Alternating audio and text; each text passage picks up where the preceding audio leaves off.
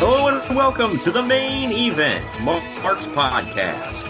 Ho, ho, ho, I am your first co-host, Troy Adams, and with me, as always, is the WWE Walking Wrestling Encyclopedia, the main event collector, and the Rey Mysterio to my Jushin Thunder Liger. He is Greg. What's up, Greg?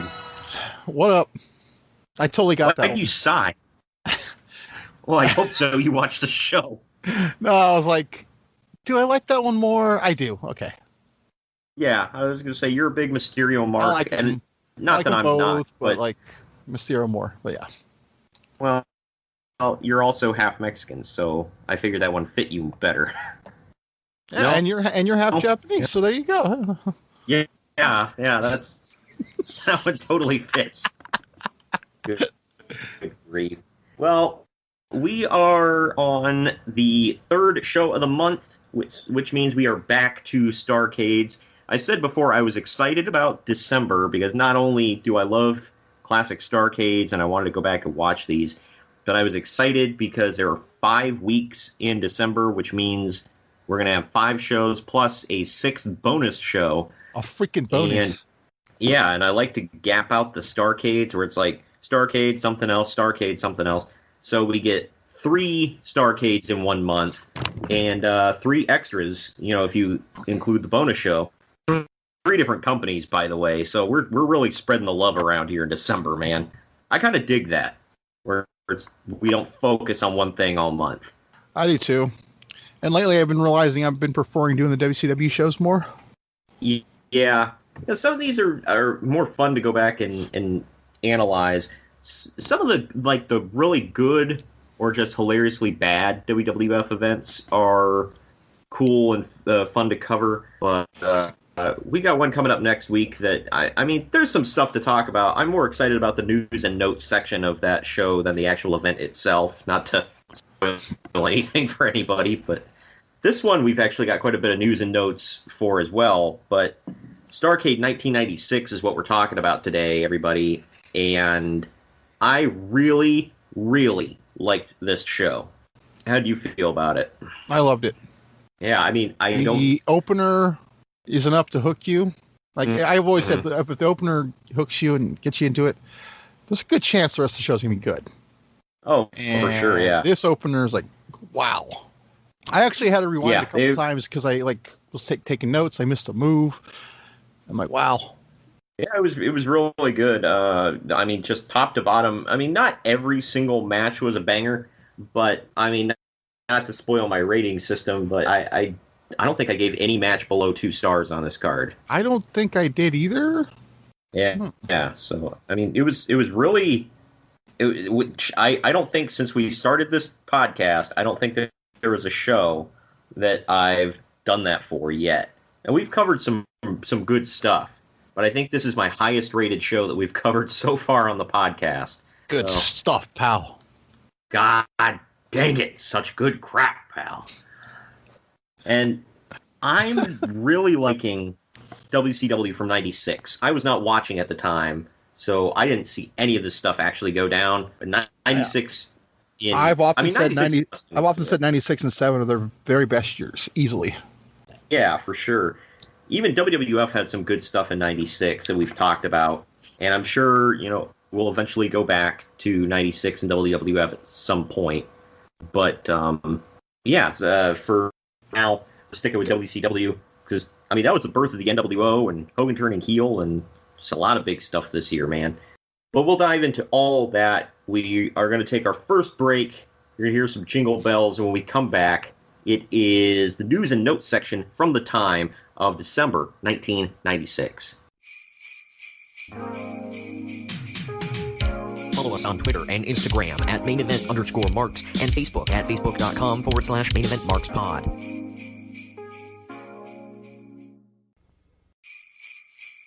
Now, back to our program. All right, we're back from commercial, and apologies for the top of the show. I had a bad internet connection, so if I sounded a little wonky and cut out a few times, as Greg says I did on his end, then apologize for that. But I'm hopefully on a better connection right now. For the new listeners of the podcast, if you don't know, we start the show off kind of, talking about what we're about to cover in full, and then we dive into news and notes from the time of the event at hand. And it's fun to go back and look at some of this stuff because I know about a lot of this stuff, but I've forgotten. So it's cool to go back and listen. We've gotten a lot of good feedback about this part of the show. So I like to think this is like some of the bigger meat on the bone of our show sometimes. Oh yeah, it definitely is. And obviously we're talking about, the events. Like today we're talking about Starrcade 1996. But this is like all the stuff from around the wrestling world at the time. So it kind of tells you where we are at the time of this. So first story, I'm going to cover some WWF stuff right out the gate. The Royal Rumble coming up in January will have 25 WWF wrestlers, 4 AAA guys, which are Mil Mascaras, Cibernetico, Latin Lover, and Pieroth Jr., and also Terry Funk.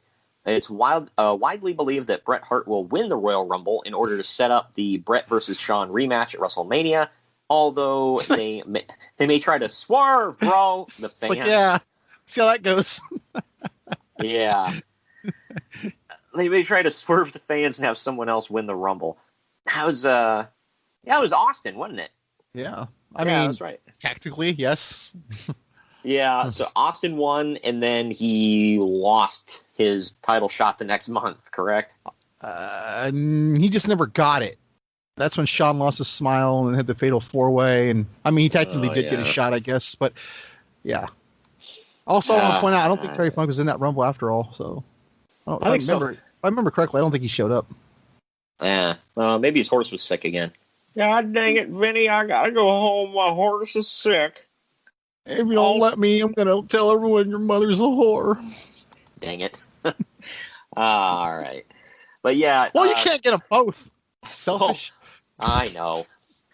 Speaking of the Royal Rumble, by the way, Vic Venom, who this article calls Vince Russo doing a Mark Madden gimmick, predicted on gimmick TV, that crap. Oh, I know. You see Mark Madden and you're like, I want to be that.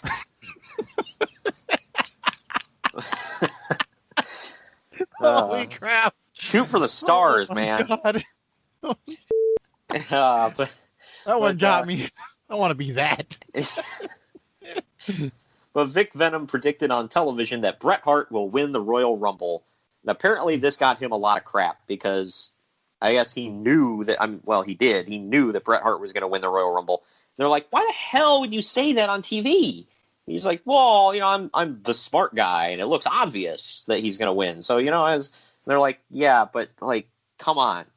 And he said, and he makes it seem so obvious on TV the way he said. He's like, well, it's clearly going to be Bret Hart. I mean, come on, there's not even another option.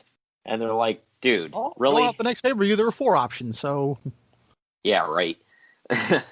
As of December 31st, by the way, the WWF had sold around 13,500 tickets for the Royal Rumble, which would be a great advance number for a normal show, but they are still a long way away from the 71,000 needed to sell out the Alamo Dome. Don't worry, an audible's coming. Well, the total attendance ended up being 60,477. So they were about 1,000, 1,500, I'd say, off from a sellout. Which is, it's pretty damn respectable. You get 60,000 crammed into the Alamo Dome. So, well, I'm wondering if that's why they made the audible and Shawn Michaels was in the main event. I think Pritchard had said they booked the Alamo Dome with the plans of Shawn being in the main event. But they didn't announce it till after In Your House It's Time, I believe. Yeah. So I don't know if they were hoping people would just assume, hey, Shawn's going to be in the main event. But I don't know. Here's one that struck me because, again, I forget about timelines, so this kind of stuff helps. WWF Shotgun Saturday Night is scheduled to debut in a few days, and still very little is known about the show or the concept. This says that the debut episode will air from the Mirage nightclub at 610 West 56th Street in Manhattan. Mm-hmm. Didn't you? I thought you said that they were in Grand Central. They were. I don't think that was the debut, though. Oh, okay. Yeah. Well, the show will be more risque than usual WWF stuff, and but nothing quite as extreme as ECW. They're trying to get Thank celebrities God. they're trying to get celebrities to appear in order to create an aura that the show is the new, quote, in thing to do on Saturday nights in New York.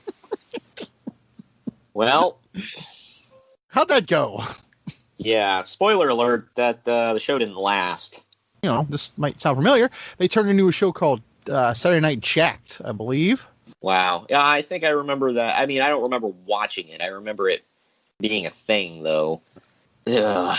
Yeah, so I mean, nothing really came out of this other than a toy line and Terry Funk calling somebody's mother a whore on a live mic. So I think they put Brian Pillman on commentary, too, and I don't think I have to tell you how that went.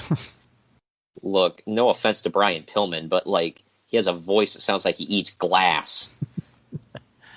And look, I know he had a medical condition, so I'm not insulting him about that. I'm just pointing out, you know, when a guy has a medical condition where his voice sounds like that, probably don't put him on commentary. That's right in the book of bad ideas, right, with putting John Laurinaitis on commentary.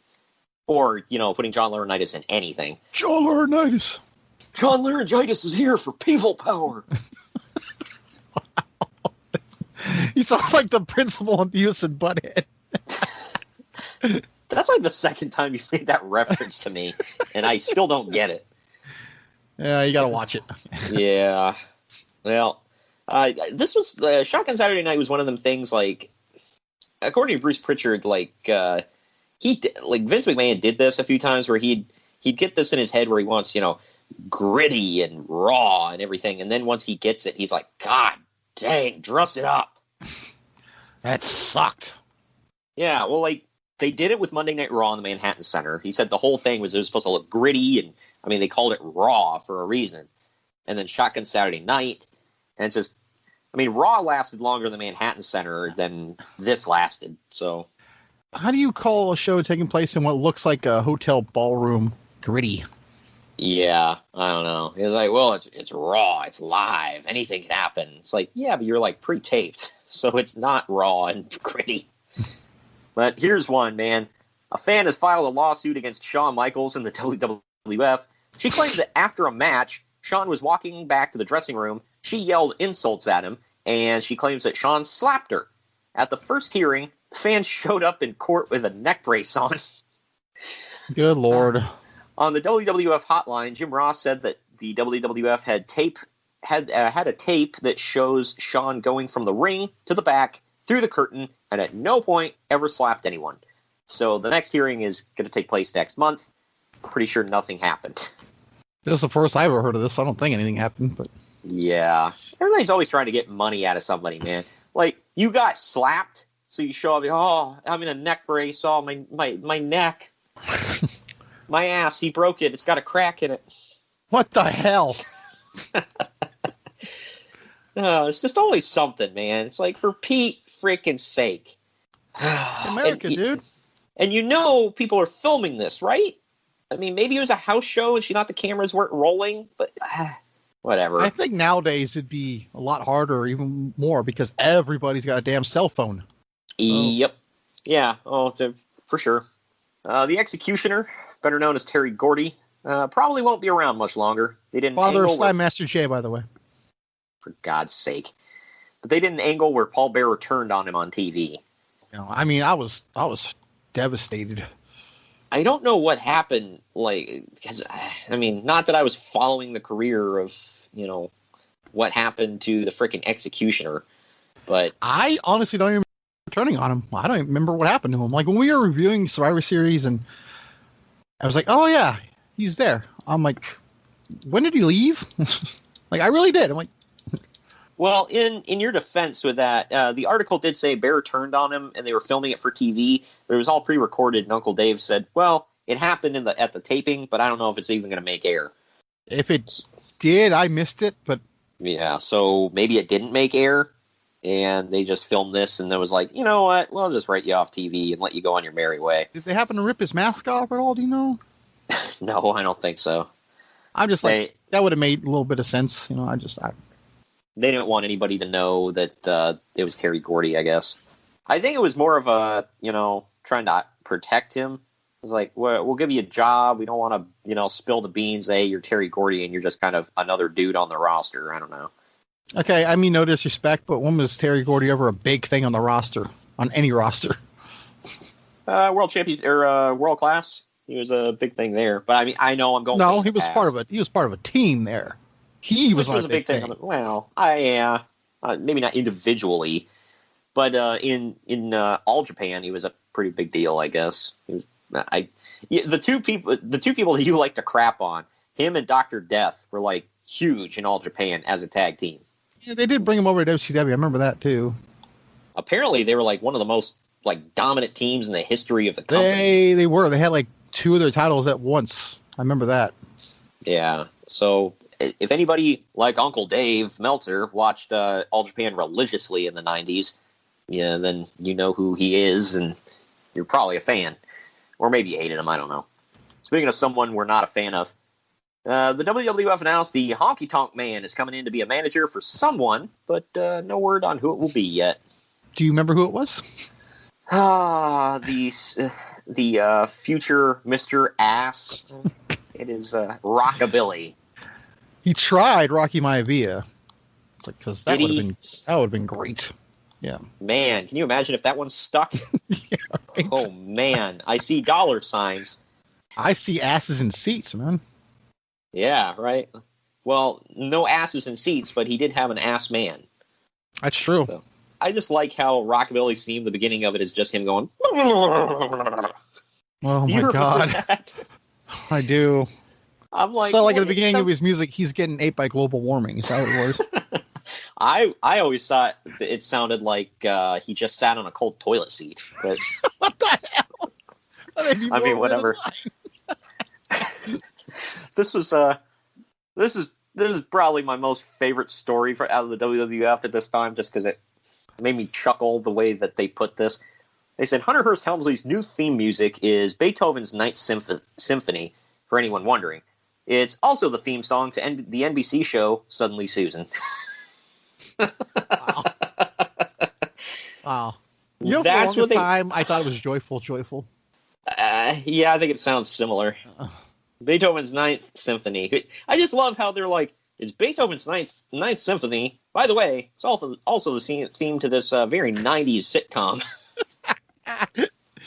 Here's one that's equally funny. The WWF is planning to add a European Championship soon, with the initial tournament brawl taking place in Germany in February. Yeah, man. Yeah. That title started out meaning something, and then I think it died when Triple H and Shawn traded on that Christmas episode. Yeah. And they just made a habit of burying the title on TV. I remember vividly.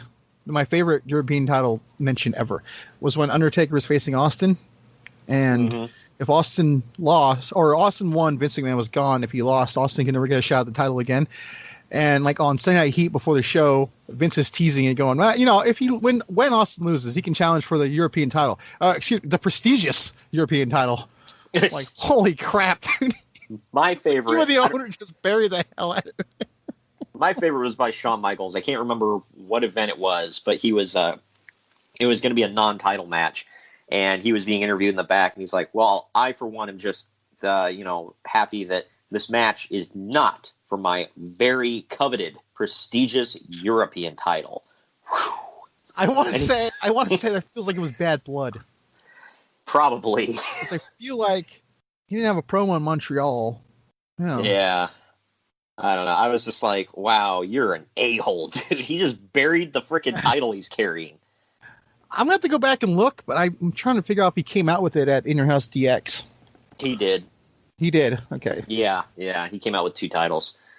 Getting out of WWF and more into the independents here, Jerry Jarrett has sold his 50% of USWA to Jerry Lawler, making Lawler the sole owner of the Nashville territory. Or the Memphis, excuse me. Well, Jerry, I'm going to enjoy my retirement with chicken salad. I like how this story, by the way, was followed by, Jerry Jarrett sold 50% of the USWA to Jerry Lawler, and he is out of the wrestling business forever. Up pops 2001, and he's going into business with his son. Well, well, TNA, huh? Yeah, and if you listen to Jerry Jarrett's shoot interviews, and my God, I suggest you do. You sense some sarcasm there. Yeah. Well, he puts himself over a lot. I'll say that. No. I know. But according to him, Jeff Jarrett basically begged Jerry to go into business with him, which I wouldn't believe begging per se, but I mean, who would, if your dad has been a successful wrestling promoter or a semi-successful wrestling promoter in the past, and you have a chance to work with him, I mean, why not, So yeah. I could see that. Last one from the quote-unquote independents here. Former Smoky Mountain Wrestling wrestler Bruiser Bedlam, also known as Johnny Canine, was arrested by Toronto police as part of a major drug and weapons bust worth $12 million. Bedlam was believed to be the leader of the gang. Johnny Canine? Yep. Wow. That sounds like a name you get in a video game or as your undercard opponent. He was a legit gangster. I mean, as you can tell by the story. Well, it was either that or a complete joke. One of the two. Yeah. Well, everybody, if anybody gets the chance and they haven't listened to Jim Cornette talk about him, because like I said, he was in Smoky Mountain, so Cornette knew him pretty well. Cornette was like, hey, he was always really nice and respectful to me, never caused any problems in the locker room, but I had heard that he killed people. I'm like, what the hell? That's not a sidebar. He only kills socially. Okay, it's fine. Yeah, it's like, and apparently he had a butt ton of prison tats. So I am shocked. Yeah. I know. Some of them were Aryan tattoos. He's like, well, I had to get them to fit in prison. It's like, so you get Aryan tattoos? What the hell, man? So, either way. Finally, we're going to close off here with some ECW. There wasn't really any WCW news really around this time. Nothing of major note. I think it's because we're in December and they're winding up their year. Yeah. WCW was one of the few companies that actually had their major show. Actually, maybe the only company in December. It's this was the end. So, both Request Television and Viewers Choice announced this week that they were canceling ECW's scheduled pay-per-view for this spring. Request's president said that they were ending its deal with ECW after learning of some of the things about ECW that he wasn't aware of. Viewers Choice said that they made the decision due to unease over the ECW product, specifically the angle with Sandman's young son, Tyler, being a Raven disciple, and with Lori Fullington's character basically being Raven's slut. I use that word because that's what he referred to her as on television. He said he wanted the dirtiest, nastiest, most disgusting slut in the world, and he got Sandman's wife. Well, that's lovely. Yeah. They had this running thing where they kept bringing him women every week, and he's like, she's not slutty enough. Get her out of here. And finally, he settled on Sandman's wife. So, slut jokes, yay. Anyway, even if the show doesn't air on pay-per-view, Heyman is still planning to run a major show on April 13th with the long-awaited Taz, Sabu, and Raven Terry Funk matches as the main events. I feel like I remember on the Rise and Fall of ECW, by the way, Paul Heyman specifically says they canceled it because of the mass transit incident. Well, funny you should mention that, actually, because this next thing, Request TV's president, Hugh Pinero, made the decision to cancel the ECW pay-per-view after finding out about the mass transit incident a few weeks ago, where New Jack bladed a 17-year-old kid nearly ear to ear. Pinero also learned about the 1995 incident where fire got out of control and the lights were turned out, causing a panic and burning some fans. I hate to laugh at that. I really do. I don't know if this is the one that Mick Foley talked about in his book with Terry Funk. Do you know what I'm talking about? I do. I don't know if that's the one either. For those that don't know, Terry Funk his branding iron, he would wrap, he would tie a rag to the end of it, soak it in kerosene, and then light it. And he would brand people or whatever. Well, he's whipping it around his head one night like an idiot, and it goes flying.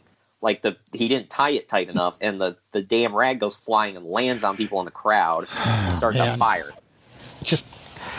Yeah, I like how you said like an idiot. Like, well, that's kind of redundant, but That's the most ECW thing I've ever heard, along with blading a 17-year-old. keep in mind that Jake's Python Damien never got in the crowd, but that did. Right. And the snake could do whatever it wanted. Right, yeah, I know. Well, that fire incident, along with multiple incidents of fans and wrestlers getting into fights and other typical ECW stuff, all led to that decision. And people wonder why I hate that crappy company. Well, after Folks, a week, it's not wrestling, okay? It was a sideshow. Well, after a week of negotiations, Paul Heyman is said to be, quote, cautiously optimistic that ECW will be able to work out a deal with Request TV to air their planned first ever pay-per-view in April. They do. I was going to say, I think they did. I like Paul Heyman's thing about it. He goes, well, we have to be on at 9 p.m. Can't be on at 8 p.m. like everybody else. And then he's like, well, because at 7 to 9, they're airing the hardcore porn. So that's more better than ECW. What the hell? Well, it's not the hardcore porn; it's the softcore porn, Greg. Yeah, you film it from behind, all right, and don't get my genitals. It's more Christian that way. Oh my God! What the hell? That's what it is. I never understood softcore porn. It makes no sense to me. This is so on the chopping floor right now. No, this fits right in with the ECW product, especially during this time. So. But all right, that about does it for the news and notes. We're going to dive right into Starrcade 1996 when we come back on the other side of this here break. Follow us on Twitter and Instagram at @MainEvent_Marks and Facebook at Facebook.com/MainEventMarksPod. Now, back to our program. All right, we are diving into WCW Starrcade 1996. While everybody else in the world thought this was the big one, Eric Bischoff and Tony Schiavone said, no, our big yearly show was Halloween Havoc. Which we all know the big show this month, though, was In Your House. It's Time, right? Was that 96? Yeah, because 97 was DX. Yeah, this For is God's the big sake. Nobody ever called an In Your House, quote, the big one, all right? The NXT special on Wednesday a couple weeks ago was the biggest In Your House ever. Yeah. Good grief. But this took place December 29th, 1996. Tagline was, not your typical warm, fuzzy holiday special. That's a hell of a tagline, man. What was the date on this? Is this the one that's post-Christmas? No, yeah, it's December 29th. Yeah. So it's right before New Year's. So the venue was the Nashville Municipal Auditorium in Nashville, Tennessee.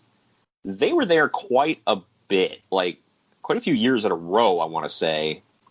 I've actually heard Conrad call him on that, and he insists it wasn't anything to do with rent, it was just logistics. So that's weird. Like, they didn't even try. I mean, if you look at it, back in the territory days, it was like Greensville Coliseum, Omni, Greensville Coliseum, Omni, and then they switch it up and go to the UIC Pavilion. And then they kind of jump around after that. But if you look... They always hang around New England, though, always. Yeah. Well, and then 94, 95, 96 were all in the Nashville Municipal Auditorium. And then the next 4 were in the MCI Center in Washington, D.C. Which was actually a real arena. Yeah. Yeah, this was, an auditorium. But anyway, the attendance was 9,030, which I guess was okay. They were getting hot, but they weren't. Is that a sellout? The capacity I'm seeing was between 9,700 and 8,000. So, and that's for basketball, though. So for wrestling, it was probably a sellout. I mean, with how much they hyped this match, it should have been. Yeah. Right. Looking at it too, like watching it on TV, I didn't see an empty chair. So. Yeah, the pay-per-view buy rate was 0.95, which was 38,000 buys. That's pretty respectable for that. 380,000. Please tell me you mean that, not 38,000. Yes, 380,000. Oh Jesus! I'm like, oh my God. Yeah. Thanks for calling me on that one, because the other number would have been bad. 380,000 buys. Yes, for a 0.95. The commentary team for the night was the classic threesome of Tony Schiavone, Dusty Rhodes, and Bobby the Brain Heenan. And I don't know about you. I love that team or that trio. Oh yeah, I did too. But the opening match of the night was a banger, like you were saying. It was for the WCW Cruiserweight. Well, it was the Cruiserweight title unification match. It was the WCW Cruiserweight champion Dean Malenko versus the Ultimo Dragon with Sonny Ono in his corner. He was the J Cup or J Crown, the J Crown champion. So he had 8 belts, championships, pal. One of my first notes is, why does he have 2 NWA titles? Like he had 2 10 pounds of gold titles on his shoulders when he came out. It looked like the exact same thing. I think it was probably, I'm going to say 2 weight classes belts, because down in Mexico, I think it's CMLL or AAA, one of them, all their titles look exactly the same. It's like the UFC. They all look the same. They're just for different weight classes. Oh, okay. So I think that was part of it, because they said he had belts from Mexico and Japan and America. So, or maybe it was just Mexico and Japan, and he was trying to win an American belt here. But this went for 18 minutes, 30 seconds. You know, with Dean Malenko and Ultimo Dragon going just shy of 20 minutes, it's going to be damn good. I didn't notice this before, but they did a close-up. Dean Malenko clearly had neck surgery before this, because he's got a huge scar from the top of his shoulder blades all the way up to the base of his skull. Wow. I never saw that. Yeah. Like, now that I told you that, if you go back and look, it's a huge visible scar. It even like goes up into his hairline. You can see like he's got part of his hair missing where the scar goes up. I didn't know he ever had neck surgery. But anyway, Sonny Ono distracts Malenko, getting him to break the Texas Cloverleaf at one point. In the end, Dragon wins with a bridging tiger suplex. Uncle Dave gave this 4.5 stars. I gave it 3.5. What say you? I gave it 4. I was borderline 5, man. I don't know if I've ever said this or off the bat, best match of the night. Wow. Yeah. Don't get me wrong, there's some great matches. I mean, it's like, man, this was just amazing. I mean, for me, and I'm not saying this in a negative way, I'm saying in a positive way, when they all blur together for me with like so many great matches, that's a good sign for the show as a whole. Yeah, this is a forgotten great match. We saw in a previous show, I can't remember which, I think it was World War III, 99, where is Alex Wright in him, Ultimo Dragon? Some former WCW show we reviewed, but that match kind of sucked. But this one, man, Dragon got to show what he could do. Malenko is always on top of his game. So it was good stuff. I couldn't figure out which one was the better wrestler here. Right, yeah. And it wasn't a styles clash either, because Malenko knew how to work Japanese style.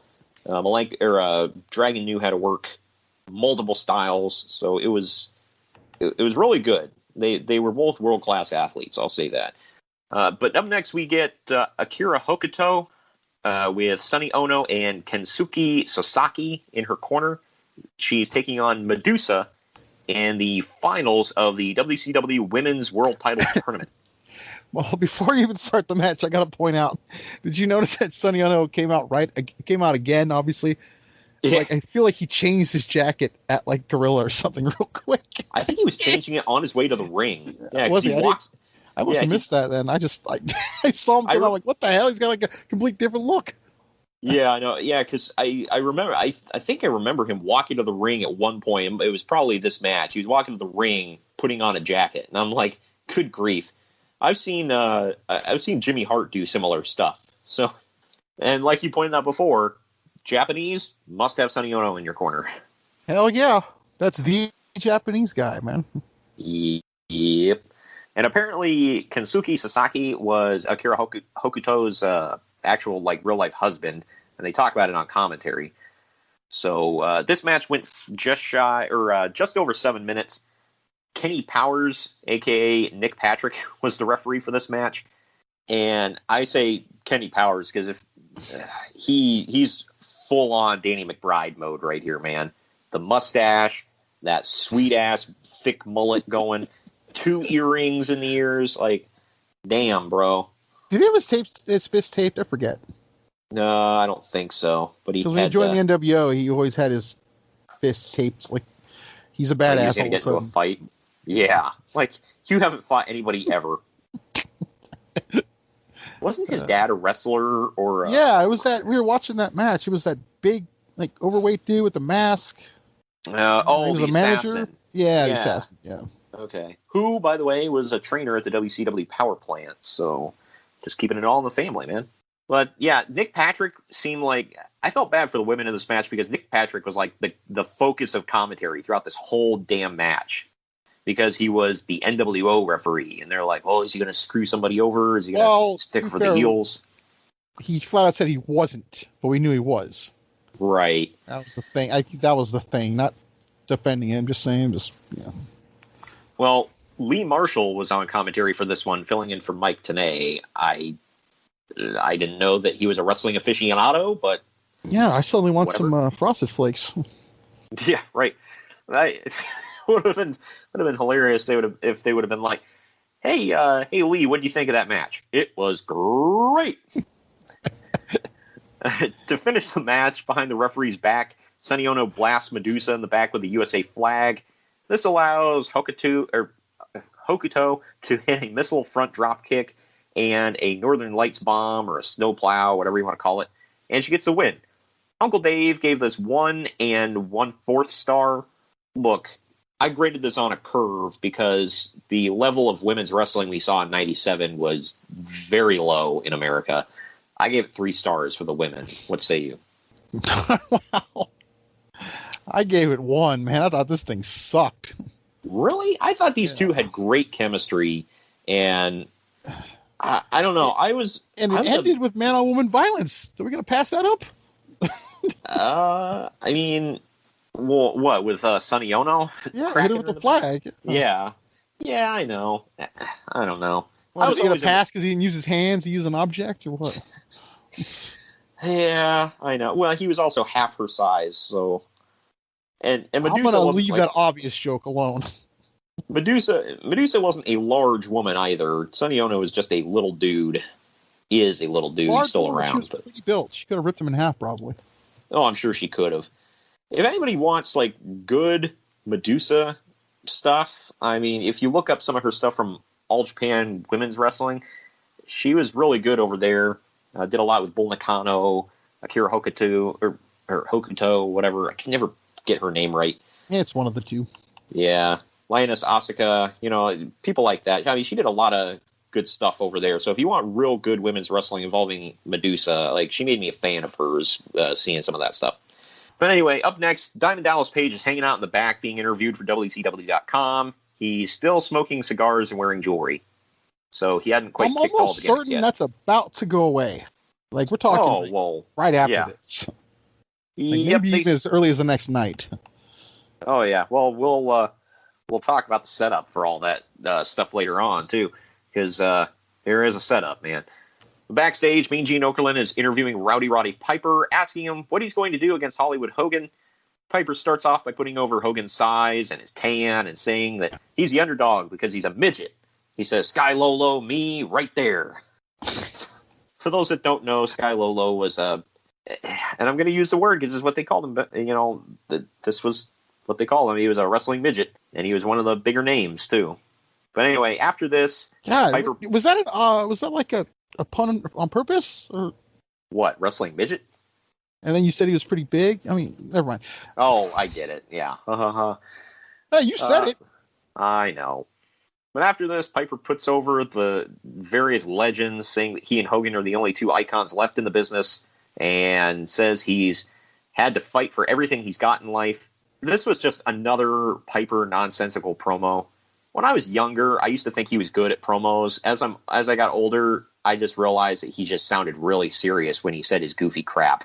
Sounded serious, looked serious, had the mannerisms, so... Yeah, but he just said complete garbage nonsense. And most of the time, he usually made racist comments, so... Yeah. My favorite one was at WrestleMania 21. He called Austin the son of an unnamed goat. I'm like, what the hell does that mean? What the hell? Because, all goats have names. Well, yeah. Chris Jericho, Rey Mysterio. Sorry, wrong goats. Tom Brady. Never mind. Anyway, Natalia. Nope, wait, she's the boat. Never mind. Yeah. Mean Gene asks, what about your hip? Because Piper just had hip surgery. Piper responds by hopping on one leg out of the room, and Gene nearly breaks laughing. That's another thing of his, too. The stuff he did. Yeah. This just... I thought he was going to hyperventilate during this promo, by the way, because as he's talking, he kept taking deep breaths. No! I'm like, do you need your defibrillator right now, dude? Yeah. I'm like, are you going to I feel like this was worse than, like, ever. Yeah, I'm like, are you going to be able to make it during this match, bro? You're already heaving Owen. It's a good thing Nashville's not at altitude, right? Right. This next match is actually what I referenced at the top of the show. It's Jushin Thunder Liger versus Rey Mysterio Jr. It went 14 minutes, 16 seconds. I actually have a Mattel figure of that Rey Mysterio. You remember? It's he's half white, half black, and he's got like red trim. Oh yeah, I got that one right here on my wall.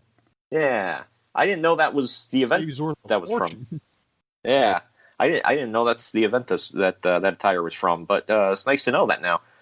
This was actually their first meeting ever. By the way, they put that over that these two have never wrestled before, so that was kind of cool. Well, speaking of that, one of my first notes is I forgot that they only use Tenay on cruiserweight commentary usually. Yeah, well, and it had to not just cruiserweight commentary, but somebody had to be from outside of the U.S. That's right. Yeah. Yeah. I said Liger must have forgotten that he was in America for a moment because he didn't get in before the 10 count. For those that don't know, they have a 20 count over in Japan. But or like Mysterio, a 58 in AEW. Yeah. But Mysterio slides in, he breaks the count, and he tells the ref to quit counting because he doesn't want to win via countout. So they cover that up, for Liger's lapse there. But in the end, Liger wins with a Liger bomb into a pin. This is kind of the pattern throughout the night. If you haven't noticed, the Japanese just win everything. So almost like they have to. Yeah, and they kept putting over, this is right before it wasn't yet Wrestle Kingdom, but it was their big Tokyo Dome show in January. Where every match is 7 stars. Yeah, that one. Yeah. So they're building up to that. Uncle Dave gave this 3 3/4 stars. I gave it 3 stars. What say you? I gave it 3. I loved it. Yeah, I thought this was really good, especially for the first meeting. I did feel like it was something missing, though. Yeah, I feel you. I'm kind of in the same boat. What am I craving here? What am I missing? Well, Jushin Thunder Liger, you and I saw him live at the TakeOver Brooklyn 1. His only WWE appearance ever, by the way. Right. That got me more hyped for Brooklyn. Up next, we've got Chris Benoit with Woman in his corner, taking on Jeff Jarrett in a no disqualification match. This went just shy of 14 minutes. I said the crowd is booing everything that Jarrett does, even though Benoit is supposed to be the heel here. Before we even start, there was a moment during the entrance where they focus on a fan with glasses. Do you remember that part? No. Dusty Rhodes said something, and I'm like, my God, does he realize what he just said? He said, and I rewound it twice. I'm like, is this what he said? He did say this. He said, that guy looks like a homeless guy from Long Beach. What? Like, that's what he called the fan. Good grief. He said it's like one of those homeless from Long Beach. Why is he insulting fans? I don't know. He's supposed to be the babyface announcer. What the hell? Oh, good grief. He's 2 years away from turning heel, so. Yeah, he's setting up for it. Him in his giant red leather jacket. But anyway, near the end of the match, Arn Anderson walks to the ring, and he just walks past Chris Benoit. Keep in mind, the whole thing, the storyline here is Jeff Jarrett's trying to get into the Horsemen. Ric Flair gave Jeff Jarrett his blessing to be in the Horsemen, but the other Horseman said, nah, he's got to earn it. So that's the whole thing going on here. And Arn Anderson walks by fellow Horseman, Chris Benoit, and just kind of glares at him. And he walks into the corner of Jarrett. Well, Conan and Hugh Morris of the Dungeon of Doom, which, yes, was still a thing in 96. And yes, Conan was in it dressed like a paisa. And Hugh Morris had shade. He almost had Braun Strowman's former haircut. Yeah. Also, he used to be huge, man. I'm looking at him. Yeah, he was a large. He lost it all. I mean, good for him, but I know. at first I didn't even realize who the hell it was. I'm like, Damn, that guy's huge. He looked like PN News. Do you remember PN News? Yes, unfortunately. He looked like that because he had the green on. Yeah, he was a big boy, but he hadn't quite taken his Christian given name, which was General Huge Erection. That's right. Yeah, his government name. Right. But anyway, the Dungeon of Doom rushes out and they grab Woman trying to kidnap her. Meanwhile, Arn Anderson hits a DDT on Jeff Jarrett outside of the ring for a double cross, while Kevin Sullivan blasts Chris Benoit with a wooden chair inside the ring, disintegrating the chair. And okay, like, what the hell, man? Because I remember watching this when I was a kid, by the way, and never buying Jarrett as a horseman. It's like, it was the dumbest crap ever, and I just felt like it was never going to happen because they kept playing it out or dragging it out. It's like, oh, is he? Is he not? Is he not? Right. Like, he's not, and we all know it. Yeah, he's eventually going back to the WWF. We all know it. He can't stay in one place long enough. Yeah. My thing here was like, either I'm going to say it was like the wrestlers should have been paying better attention, and production obviously needed to pay better attention, because the DDT outside the ring and the chair shot inside the ring happened at the exact same time, and they focused on the DDT, and I completely missed the chair shot. Because at first I had to rewind it because I was like, wait, what the hell happened to Benoit inside the ring? I don't think that would be a production fail, honestly. Yeah, I mean, the wrestlers really need to pay better attention. Thing. Right, yeah, and they weren't going to do split screen. So, although WCW was famous for that. Yeah, unfortunately. Because it was always during the Nasty Boys match, too. Because, if there's any guys you don't want to lose track of in a match, it's the Nasty Boys. Right, both moving at half the speed of smell.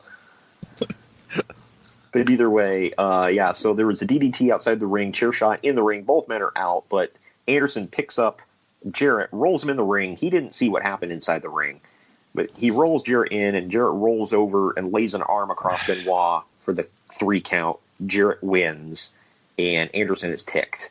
Uncle Dave, I thought that was so stupid. Yeah, the ending was really bad. You hit him on the outside with the DDT. Why didn't you just let him get counted out? Yeah, I know. Like, what the hell? I don't mean to bring logic into it. Sorry. And it's like, you don't look in the ring before you just roll the guy in. All right. By the way, I forgot to mention that while, like, Conan's holding Woman and Hugh Morris is just, like, talking trash and laughing at her, and she kicks him right in the giblets. Wow. So that's how she gets away. He kicked him right in the huge erection. Right, yeah, and that was no laughing matter.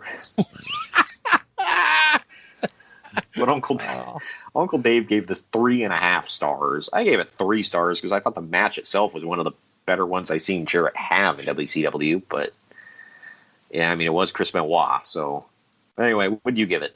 I gave it 2. I thought it was decent. You weren't into it? I was not feeling it. No.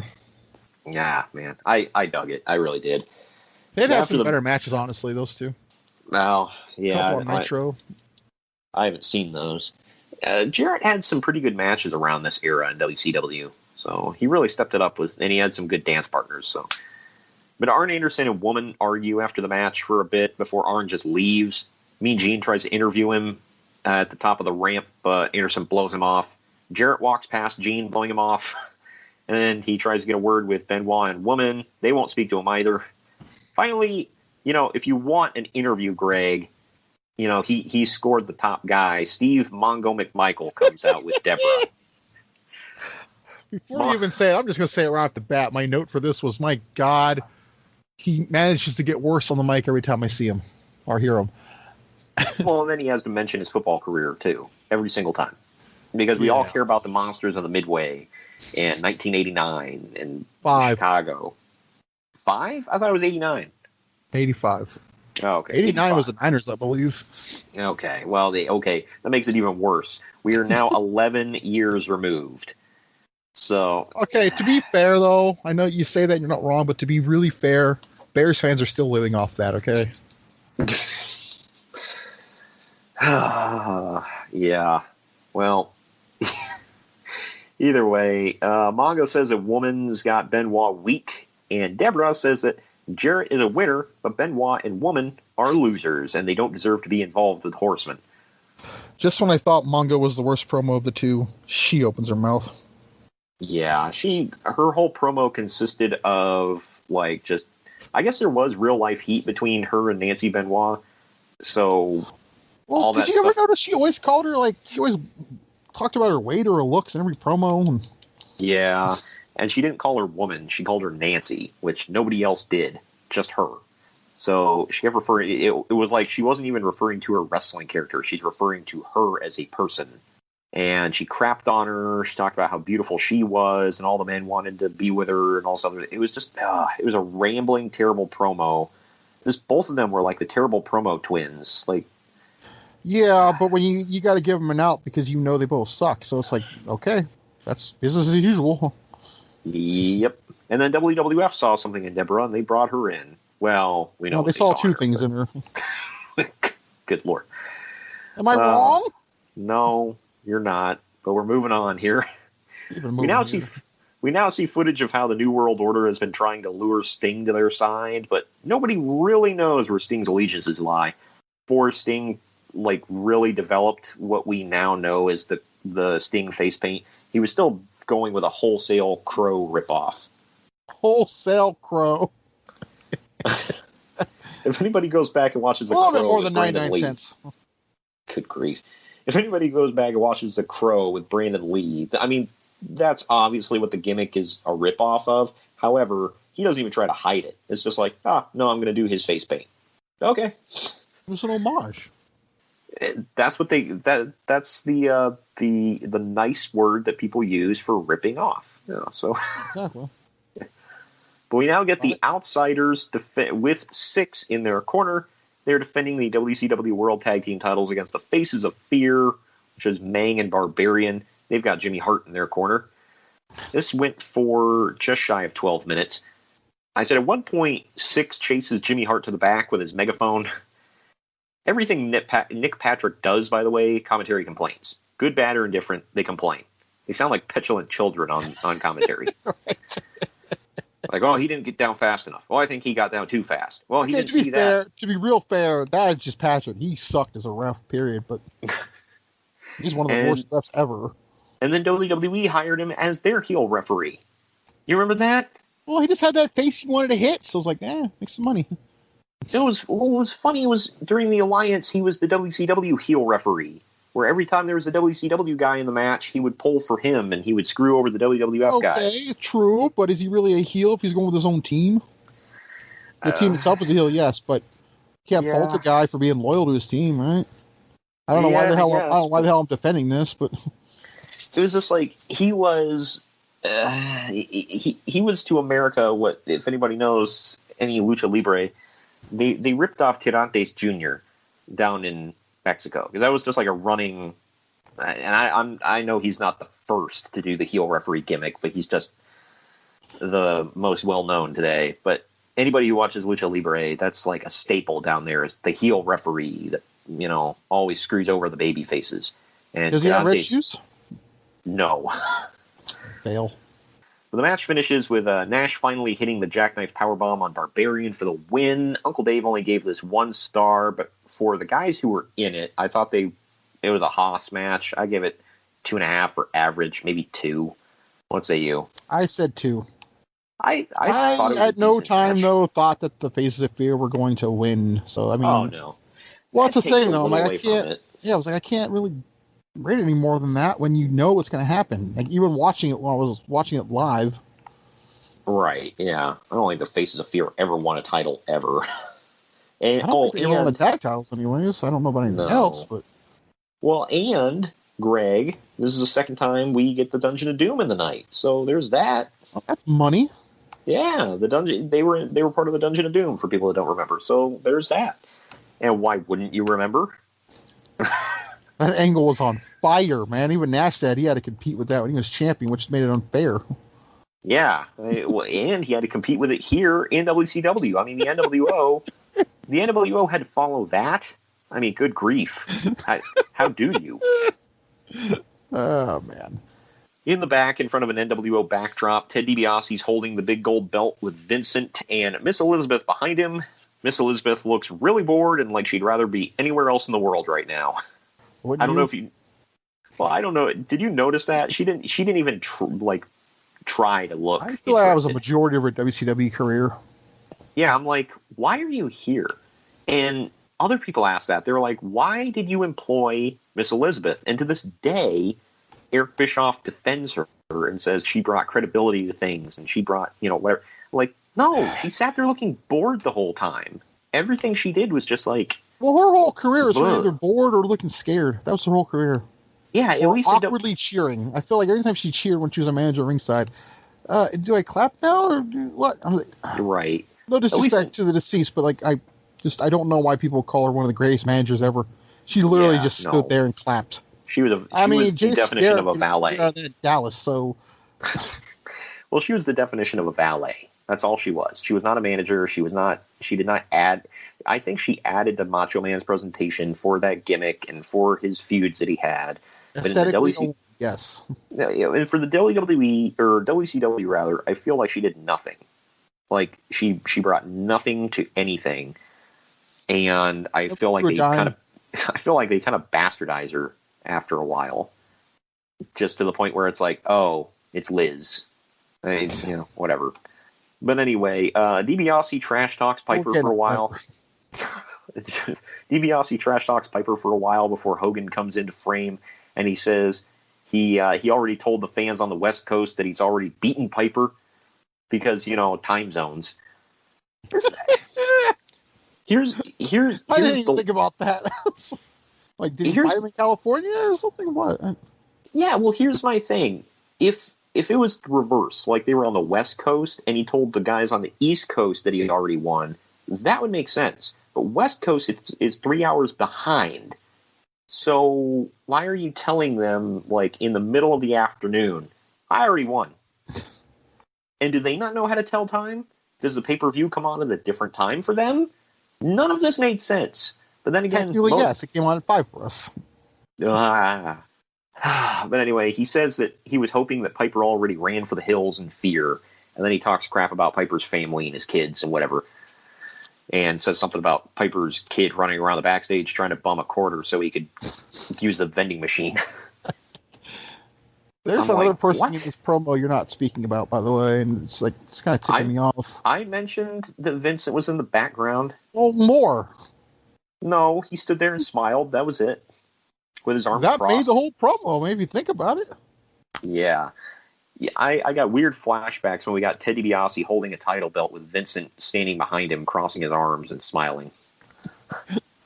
But funny, man. I did get. Well, I'll bring it up later when we get to it. But here we go. Diamond Dallas Page took on Eddie Guerrero next in the finals of the WCW United States title tournament. Apparently the title was vacant. I didn't look up why. I'm only trying to remember. Was it Flair? Ric Flair, Bash of the Beach. Yeah, I think he got injured. Yeah, vacated due to Ric. Yeah, I guess it was vacated due to Ric Flair suffering a shoulder injury, so he was out at this time. But yeah, so the title is vacant. The finals of the tournament were DDP and Eddie Guerrero.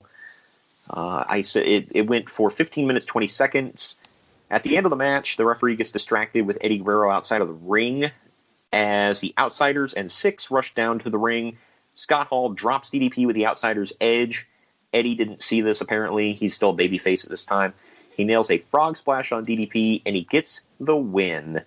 Me and Uncle Dave gave this 3 stars. What say you? I did as well. I love this match. It was really good. DDP was really coming into his own at this point.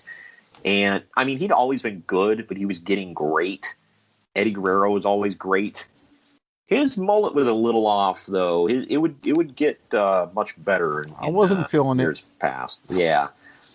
I do have not this exact attire, but I have a Jax figure of Eddie, like during this era in the white and red singlet. I think I have that one. Yeah, this one was white, red, and black. Mine does not have any black on it. It's just white and red. But yeah, so after the match, the Outsiders get back into the ring, and Eddie jumps them, beating him up. He catches Six with an atomic drop coming off the top of the top rope, but eventually Nash takes him out. all 3 NWO members commence with a beatdown of Eddie Guerrero. This would eventually build up to a sold-out ladder match for the U.S. title between Syxx and Eddie Guerrero, if I remember correctly. Yep. The only thing good about that event. That was, what, February? January. It's the next one. Oh, okay. So, yeah, it's coming up. But this right here, I mean, you know, they beat up DDP. I think DDP wasn't he still a heel right here? He's getting ready to transition, yes. Yeah, so this was the famous diamond cutter in the Superdome. Yeah, Silverdome, brother. When was that he did that? The next month, I believe. Actually, yeah, I'm pretty sure. Oh, okay. Like I said, he's getting ready to drop the whole cigar thing. Everything's just going away. Right, and start wrestling in jeans. I like and tape ribs.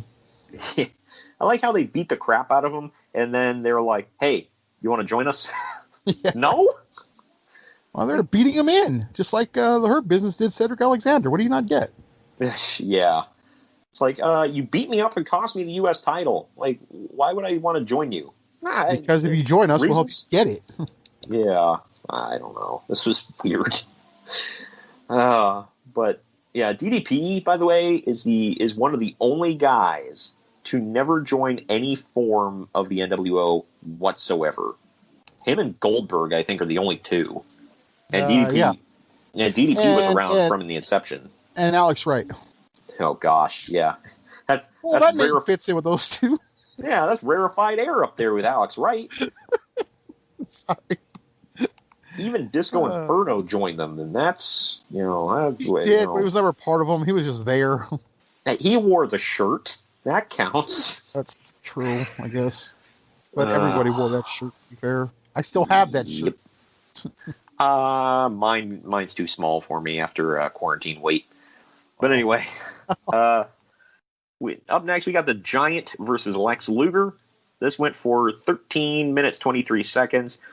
I'm going to say this is the worst match of the night, but I didn't hate it. I still like this one too. The Giant throws Luger off of a pin and right on top of the ref, which knocks the ref out. Luger locks the Giant into the torture rack, but Nick Patrick runs down and he kicks Luger in the back of the knee to break the move. Sting now walks to the ring through the crowd as Luger locks in another torture rack on the Giant, but Syxx runs down now and kicks him in the face, breaking the hold. Sting shoves Nick Patrick down. He drops his baseball bat in the center of the ring. He whispers something in Luger's ear. Then he walks over, whispers something in Giant's ear, which was probably, "I love you." And then he leaves. No. Why is it that? I don't know. He walks up to Lex Luger. He's like, "Your tan is impeccable. Way to go. It's Starrcade." Oh. That's the only thing I could think. But anyway, Luger ends up low blowing the Giant repeatedly nails him with Sting's baseball bat before the first referee wakes up and he counts the pin. Luger gets the win. Dave gave this an even 2 stars. I gave it 2.5. What say you? I gave it 1. I hated this match. Really? It was all Giant with a few Luger comebacks. Yeah. And it's like way too much run-ins. These guys met multiple times in WCW and they never had a good encounter. No, and they're only a few weeks away from being a team. Why? I don't understand why they kept pairing these two up when they never had good matches. I mean, I think this is one of the best matches they had, and I liked it mainly because of the storyline aspect of it. Did they keep doing it because they were like, well, Luger can pick him up and rack him, so that's impressive. Like, who cares? It is impressive, but like when you do it all the time, it's like it starts to lose its luster. Yeah, it's like John Cena repeatedly hitting the attitude adjustment on Big Show. Like, cool, we've seen it. Or the F5 on Big Show too. Yeah, I know. It's like, look, it was cool the first 3 times we've seen it. Now it's like, okay, you're gonna pick up a big dude and slam him. Yay. What else you got? Yeah, it's pretty sad when you slam a Giant and you're like, cool, what else?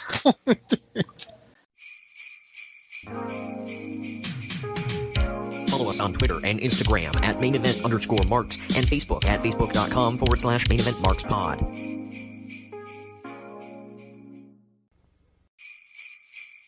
Now, back to our program. All right, now we go to the main event of Starrcade, which is not for the world title, because why would it be? And I just take it from my notes.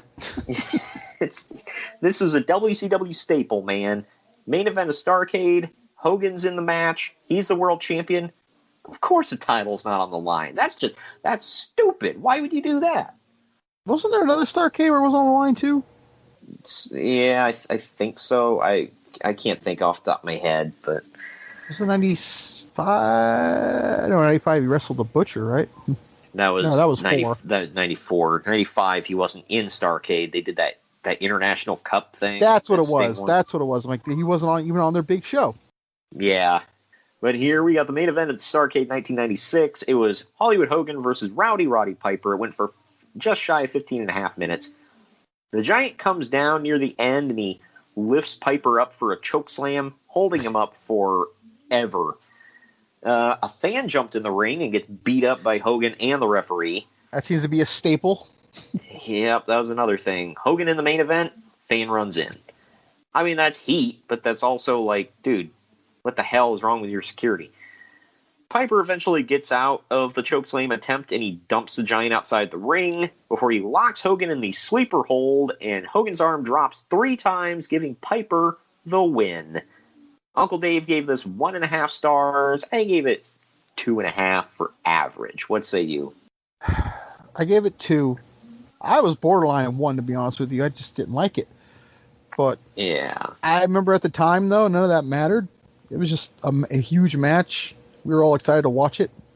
How dare you not rate the match of the century higher, Greg? I may take some crap for this, but I think that Sid and Shawn Michaels had a better match the prior month. But my God, they did. Yeah, this was just, I don't know, man. I'm like, I don't think it sucked, but just whole thing sucked. It wasn't great. I'll say that. It wasn't anywhere near great. Maybe I'm biased, but their match a couple months later at Super Brawl was better. Talking Age in a Cage? No, that's the next year at Halloween Havoc. Oh, that's right. Yeah. That was also non-title. This one's for a title. Oh, the one at Super Brawl? Yeah. Which I was at. So, like I said, I'm a little biased. Was that the one where he hid out in Alcatraz? Alcatraz? Yeah, no. Okay. Yeah, it is. Good grief.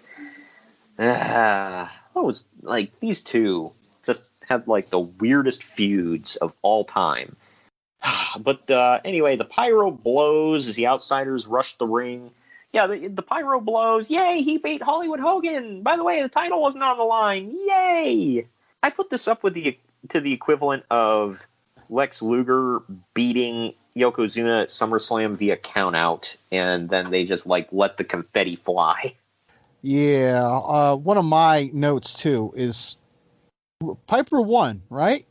Yep. Okay. What happens at the end, at the way end of this pay-per-view?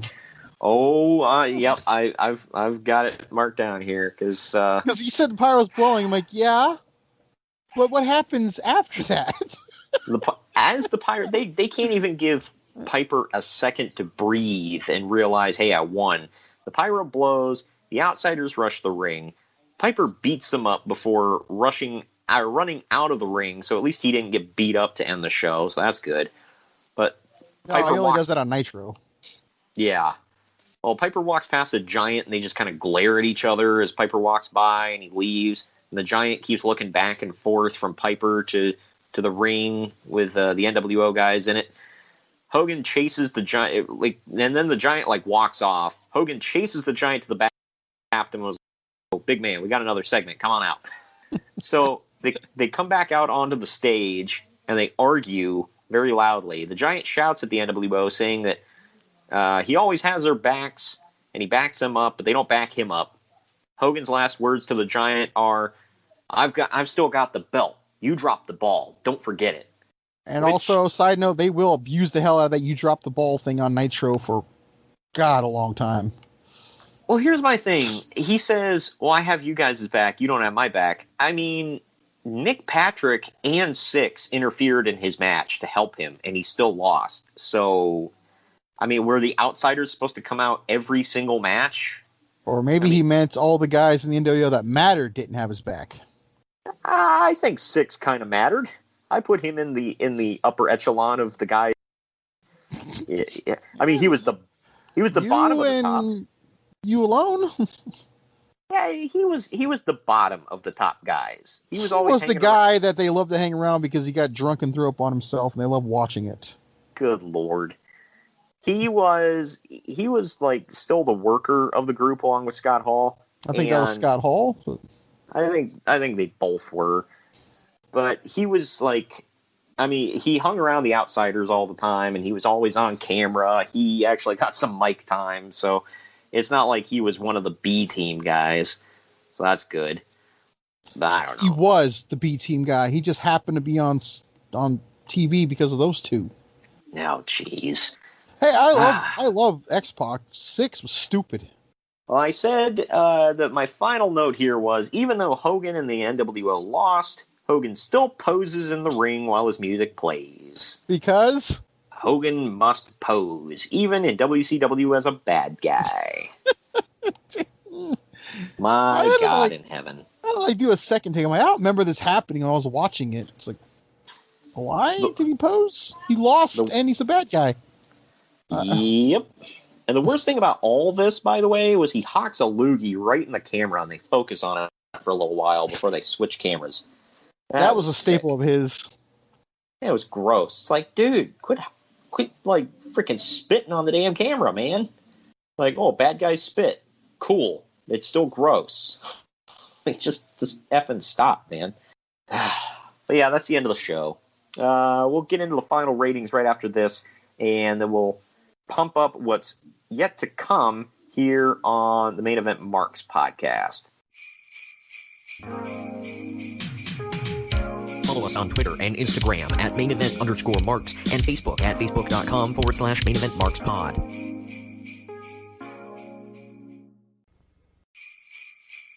Now, back to our program. Final ratings, man. IMDb gave this 6.4 out of 10. CageMatch.net gave it 7.33 out of 10. Like I said, this was the highest rated show by me that we've done so far. I gave it an 8 out of 10. What say you? I gave it a B-. About an 8. Yeah. Ish. I loved the whole thing, despite some horrible matches. It was just great all around. I mean, even the main event, which I just thought was not as great as people make it out to be, was a fun watch. I was expecting more, and I had completely forgot. Like, somebody must have forgotten their spot or something, which seems to be a thing in Hogan matches for some reason. Yeah, I think somebody forgot a spot or something, because the Giant held Piper up for the chokeslam for like 10 minutes. Yeah, and the referee was like, clearly saw him, but like had to like turn around a couple times and pretend he didn't. And then he's even facing him, and Hogan gets in front of him. Like, okay, that was good, because Hogan's clearly a large man, and Pee-wee was, Pee-wee. So he's able to block him. But still, man, it came off horrible. Yeah. Like, you can't see that. By the way, Piper is probably 9 feet in the air, give or take. 7 feet tall? Yeah. So 9 feet. You can't see that? I know. Oh, this was bad, man. I don't know. The match itself, like I said, for two guys of their age and of their health at that time, it was okay. But match of the century, it's like, I mean, it's a cool tagline, but no. I'm just going to go off of they meant it as a marquee thing, not wrestling. Like, match of the century as far as the marquee goes. I'll give them that. But, like, when your best match of the night's your opening match. Yeah. And like I said, I mean, you didn't like it quite as much as I did, but I liked every single match on this card. So I didn't think there was a complete dud in the bunch. So even the Giant Luger match, I thought, had some upside to it. Clearly, they were using this as just another vehicle to push the NWO, and they were clearly putting over New Japan talent, to build up to their Tokyo Dome show, trying to help them out. I want to say this was, Eric Bischoff was probably still in cleanup mode for when Bill Watts severely pissed them off in the past. So he was probably, it was probably a show of good faith or something. Wasn't the New Japan show, isn't that always on New Year's? January 4th. Oh, it's 4th. Okay. Yep. I was gonna say, so it's like 2 days away from this. I don't know why I Yeah. thought it was New Year's. Yeah, no, we're about a week away from the Tokyo Dome show, and I mean it helps them out. It helped WC too because it gets their titles focused on New Japan's biggest show of the year, so could bring in a new audience. So I mean, it did have an upside for them. But yeah, so that about does it for Starrcade '96. Man, that wraps it up. This was our December 16th show. Next week on December 23rd, it's Christmas Eve, and we are getting degenerative on on Christmas Eve. Have yourself a DX Christmas, because we're gonna cover WWF D-Generation X in your house from 1997. There's a DX Raw. Is there? More fitting than this. Oh, is that the one where they come out with the stuff wrapped around their junk? Yep. Ugh, good lord. Yeah, that was money. I want to know what your definition of money is, because no. The older I get, the more... you see grown men's asses on TV. Yeah. The older I get, the more I roll my eyes at some of this stuff. Like, as a kid, I was like, haha, they're making fart jokes and talking about their... You pee-pees. still do. Shut your mouth. Yeah, but not... Good lord. No, all the time. I'm not on national TV, all right? I mean, I did just send you a Photoshop picture of that I can see your voice, and I changed it to I can see your butthole. Yeah. So, yeah, you're clearly more mature than them. Exactly. Come on. I can see your butthole? That would... Never mind. Anyway, December 30th, we're closing out the... December 30th, we're closing out the month with another Starrcade. It's Starrcade 2000. It's the last one. This was... Technically. Yeah, well, the last one before WWE got their hands on it. Was this the one where Sid snaps his leg? No, that's at Sin. Oh, yeah, that show that was a sin. A sin to our eyes. So that's going to be on December 30th. This one has an amazing ladder match, though, I'll tell you that. I'm looking forward to watching that back. Yeah, wasn't that the only good thing on the damn show? I'm going to go on a limb and say yes, but with the possibility of maybe something's going to slip in there, accidentally be good. Yeah, it's not going to be purposely good, that's for damn sure. Yeah, and then, so that's during the Russo era, by the way, right? He's still hanging around, or had he been gone? I think he is gone. Yeah, he's gone by September, I believe. So something. I think this is Kevin Sullivan. Well, much like a rank fart, he is gone, but the smell remains. So it's like when somebody goes in the bathroom and just like unloads, and then What were you just saying about immaturity? I'm just. Well, it's very apropos for this, but it's like when you walk in the bathroom and you're like, "My God, light a match!" Wow, like that's Vince Russo and his booking. Yeah, so look forward to WCW Starrcade 2000 closing the month off. But we do have a bonus show that same week that's going to come out that is coming out next Friday, actually, now that I think about it. So I got to get that show watched so that you and I can review it. It's going to be... I think I'm all done with December, honestly. I may be starting in January very soon. Nice. Well... COVID, bro, stuck in the house. Yep. Well, on the 23rd, we're going to bring you D-Generation X in your house. And on Christmas, we're dropping Super Clash 3. Well, the bonus show is dropping on Christmas Day. So, Merry Christmas, y'all. Super Clash 3. For those that don't know what Super Clash 3 was, the main event, it was like a big... it was the AWA. It was what was left of the Texas territory, or the Dallas, Texas territory, and some others. And they all got together. It was a big, like... If you weren't in the WCW, or if you weren't in the NWA or WWF at that point, this was their big show of the year. And the main event was Jerry Lawler versus Kerry Von Erich for the AWA title.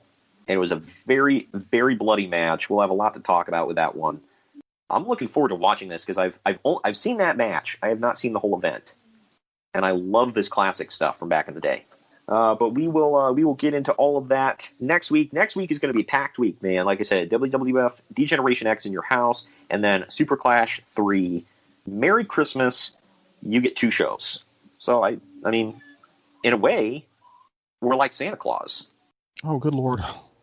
Well, we are. I mean, right? Hey, come on. And you can be the elf. No, I'm the big guy. Oh, big yeah, guy. yeah, sure you are.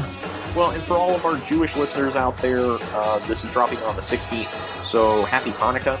You guys are about to wrap it up. So how many days is that? Will it be 6, 7? This is day 6 of Hanukkah. So you got 2 more to go after this. So this is your Hanukkah. This is your Hanukkah gift. And thank you for joining me today, Greg. Mm-hmm. We will see you all next week with 2 shows: D-Generation X in your house and Super Clash 3. Merry Christmas, you filthy animal, and a Happy New Year.